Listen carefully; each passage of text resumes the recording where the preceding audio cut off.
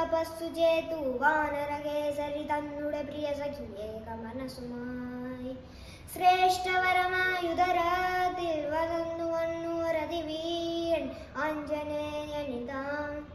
പവനപുത്രനിതാം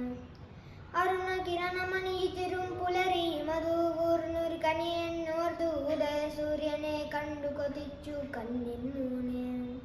പാരാക്കെ മൂടി കൂറിയുരിൽ ഭയമുടുക്കേനു മനുജാർ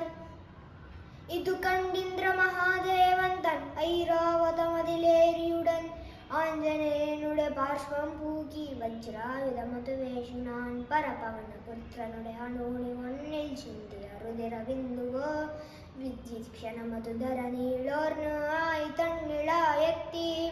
ആയി തന്നിളയാളം ചെന്നു അരിയ ചിപ്പി തന്നുള്ളിൽ ചേർന്നു കാലമുസുകവേ രുതിര ബിന്ദുവോ അനുമരുതിരമണിയായി നാം